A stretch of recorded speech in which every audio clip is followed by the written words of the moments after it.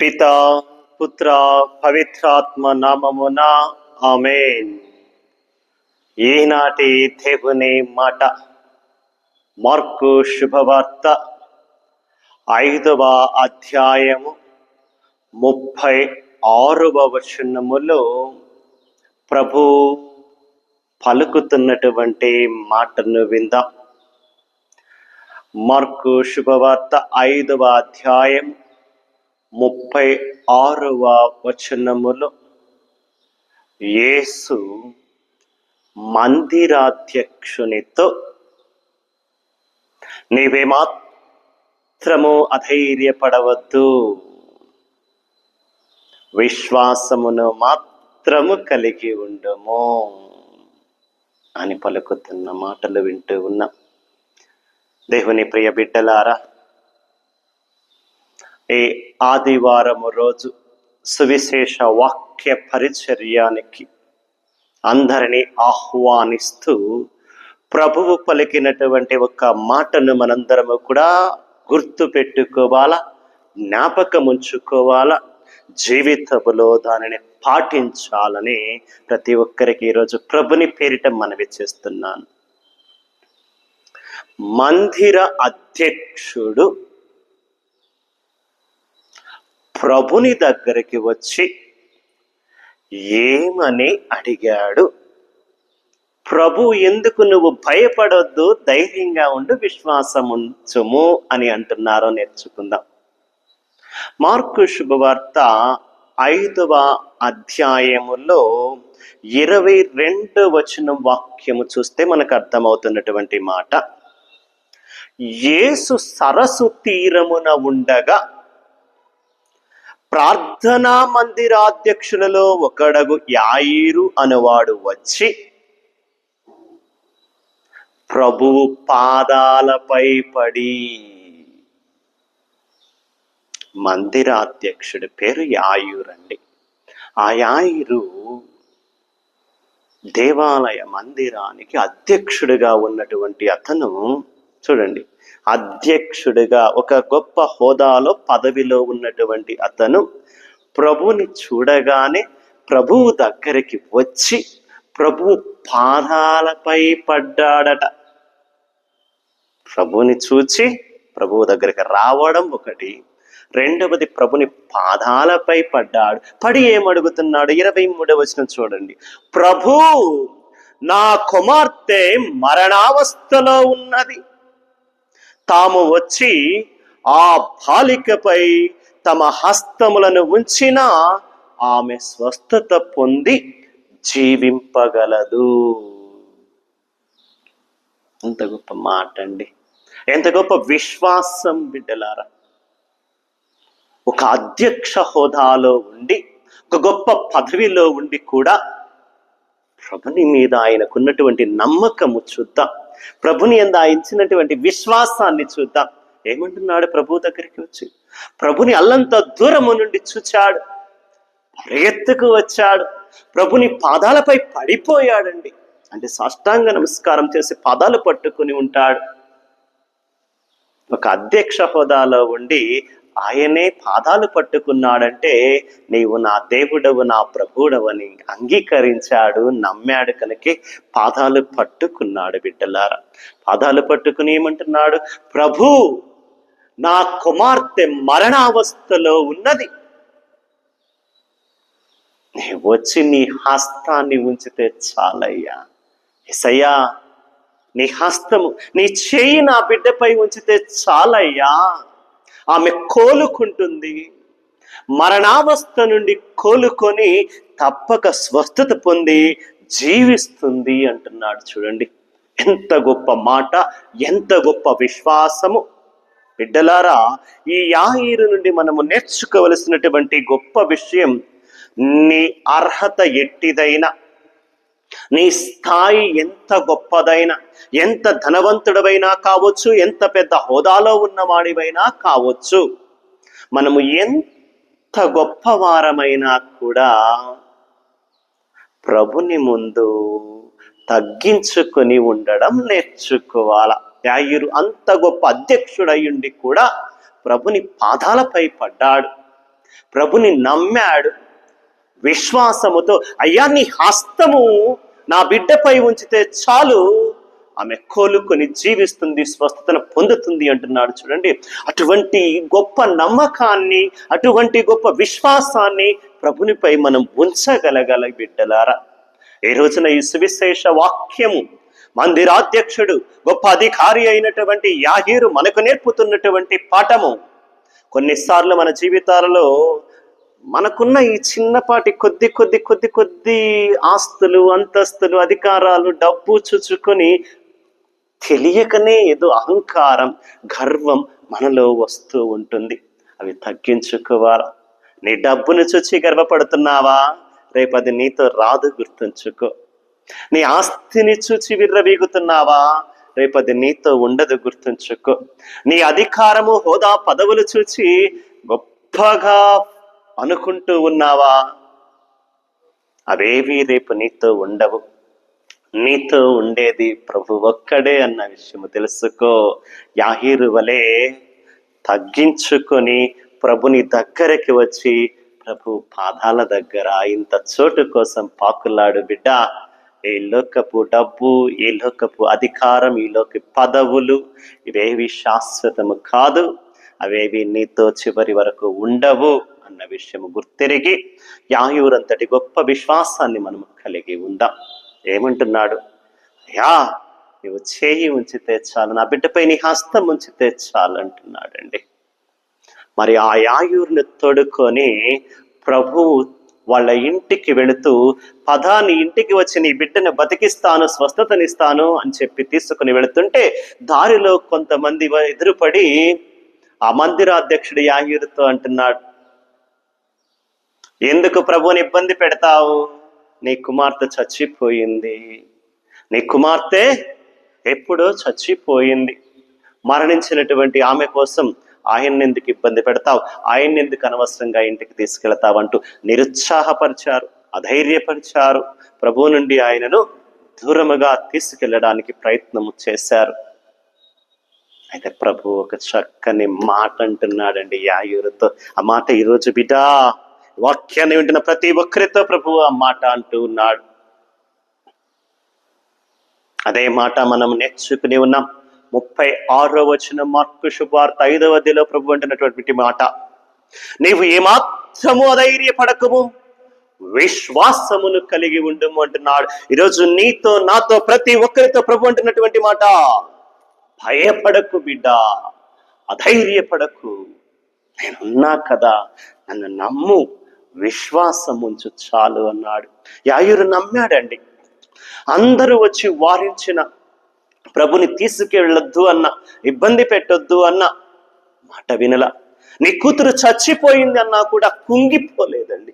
ఎవరమైనా ఏం చేస్తాం? మన బిడ్డ చనిపోయింది అంటే అక్కడికక్కడ కుప్పగొలిపోతాం, నిరుత్సాహపడిపోతాం, దిగులుతో, దుఃఖముతో, ఏడుస్తూ కేకలు పెట్టి దేవుడు లేడు, ఎవరూ లేరు అంటూ ఉంటాం. కానీ యాయీరు అలా చేయలేదండి. ప్రభుని నమ్మాడు. కూతురు మరణించినప్పటికీ కూడా విడిచిపెట్టకుండా ప్రభుని యందు పూర్తి నమ్మకముతో, గట్టి విశ్వాసముతో, ధైర్యము కోల్పోకుండా ప్రభుని తన ఇంటికి తీసుకుని వెళ్ళాడు.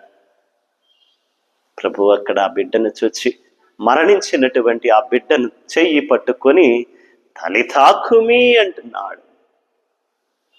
తలితాకుమి, బిడ్డాలే అంటూ ప్రభు అన్నాడండి. నీ హస్తము నా బిడ్డపై ఉంచితే నా బిడ్డ బ్రతుకుతుందయ్యా అన్నాడు యాయూరు. యేసయ్య వచ్చి ఆ బిడ్డ హస్తాన్ని పట్టుకున్నాడు. బిడ్డ లేచింది, బ్రతికింది, జీవముతో మరలా జీవించింది. బిడ్డలారా, ఎంత గొప్ప విశ్వాసము! యాయీరు ప్రభువు మీద ఉంచినటువంటి ఆ విశ్వాసము, ఆ నమ్మకము యాయూరు బిడ్డని ఈ రోజున బ్రతికించింది.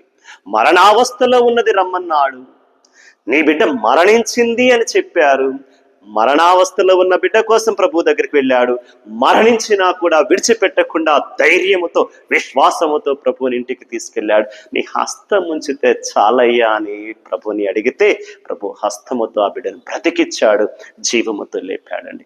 ఒక తండ్రి యొక్క విశ్వాసం బిడ్డను బ్రతికించిందండి.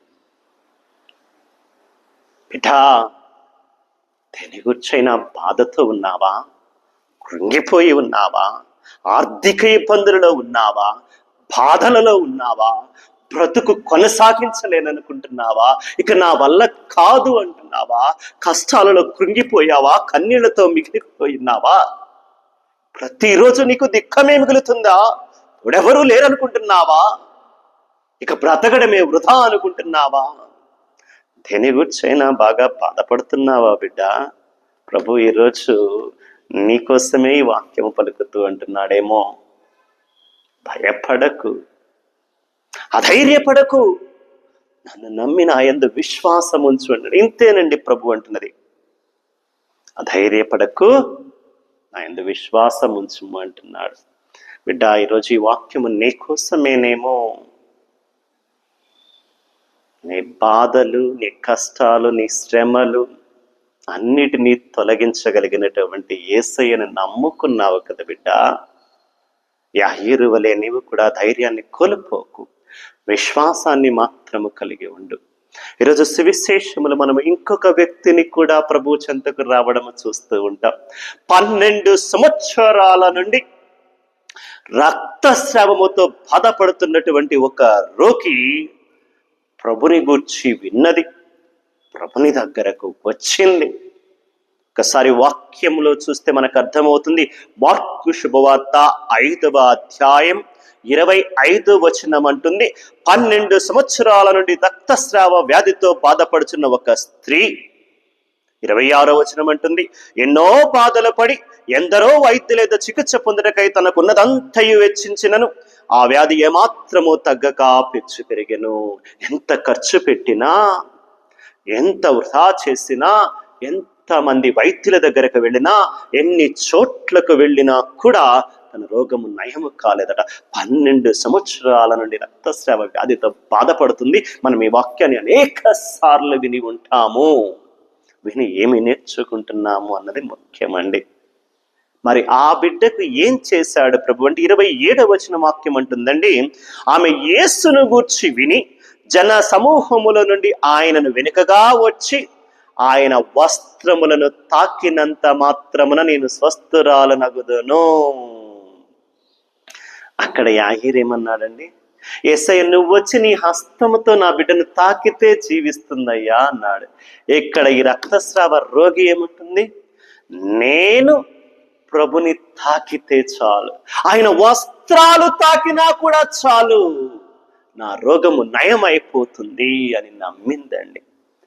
ఎంతమంది వైద్యుల దగ్గరికి వెళ్ళినా తగ్గలేదు, ఎంత డబ్బు ఖర్చు పెట్టినా తగ్గలేదు, ఎన్నో ప్రాంతాలు తిరిగినా కూడా రోగము నయం కాలేదు. కానీ ఆమెకు దగ్గరలో ఉన్నటువంటి ప్రభుని గురించి తెలుసుకొని ఆమె నమ్మకం చూడండి, ఎంత గొప్ప విశ్వాసము చూడండి. ప్రభు నన్ను తాకనవసరలా, ప్రభు నన్ను స్వస్థరాలగాలి అని చెప్పి మాట అనవలసిన అవసరమలా, కేవలము నేను ప్రభుని తాకితే చాలు. ఆయనను తాకకపోయినా పర్వాలా, ఆయన వేసుకున్న వస్త్రాలు తాకినా పర్వాలేదు అనుకుంది. ఆయన వస్త్రాలకున్న శక్తిని చూడండి, ఆయన వస్త్రాలలో కూడా అద్భుత శక్తి ఉంది, ఆయన వస్త్రాలకు కూడా స్వస్థతనిచ్చేటటువంటి శక్తి ఉంది అని ఈమె నమ్మిందండి.